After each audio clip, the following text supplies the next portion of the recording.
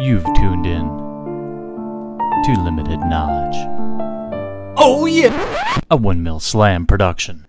What's up everyone, Jeremy here from MTG headquarters. We're taking a look in today's episode of Limited Knowledge, another deck to watch out for when you're doing your M15 drafts or sealed. And for the lack of a better name, I'm going to call it Red White Enchantments. Now, this is in a way a deck tech, but what it's supposed to do is when the series is complete, you should basically know all the decks that you should be looking out for as you draft or as you play sealed. And, you know, cards are totally interchangeable, and I will talk a little bit about that as I go through the deck. But usually, if you know the like 3 or 4, maybe 5 really competitive decks in any one limited scene, you're going to be a lot better off. And so in this deck, it's really driven by 2 things, and this is very commonly very common drafted deck. I mean, these decks I show you do not rely on rares. I try not to pick any rares because who can really know what the rare's going to actually be, right? So in this deck, the engine is really Broodkeeper, which is an excellent card. 4 mana, 2/3, and whenever it's enchanted, you put a 2/2 red dragon with basically fire breathing on it. It's incredibly powerful. And then Ajani's Pridemate. Now, while life gain is what kind of kicks him off, I think there's a couple of really nice synergies in this build. I'm actually going to add, I forgot about that. So maybe you would draft something like this. A couple Hammer Hands, those are very easy to get. A Frenzied Goblin, just for when you do need to attack. A random Lightning Strike. Inferno Fist is one of my favorite enchantments. It's a shock and a +2/+0. If you can get on something flying or with lifelink, that's great. Generator Servant. A lot of these creatures are totally interchangeable. Borderland Marauder is very good. The Sungrace Pegasus, you could get a couple of them. If you get a Johnny's Pridemate early, I like to look for these too. Divine Favor is a double whammy. I mean, I would play 4 if I could. It goes on Broodkeeper to give you a dragon, and it also triggers the Pridemate. So it's extremely powerful.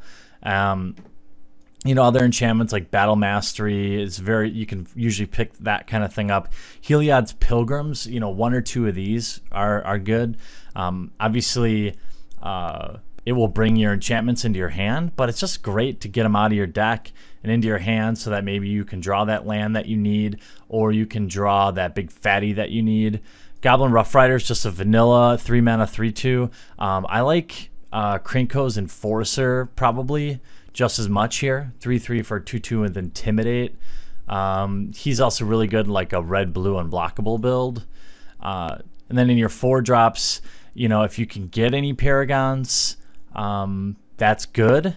But again, you know, it'd just be good because then you're pooping out 3/3 flyers with Broodkeeper.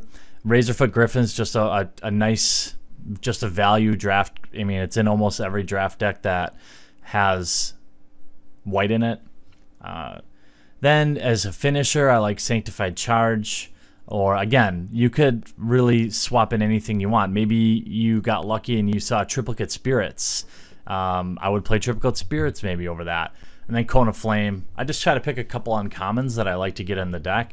So next time you are drafting M15, keep an eye out for this deck. Last episode, I talked a little bit about the green-white Convoke build, where you can convoke creatures, get value that way, and also using Selfless Cathar and things like that to pump. I think that's an extremely effective deck, and I think all these decks can go all the way, is what I'm saying. These are not just any old decks. I think they give you a really good chance to win your draft or sealed event. And the point of this is to make you better at playing limited. And I think it's not played enough by enough people.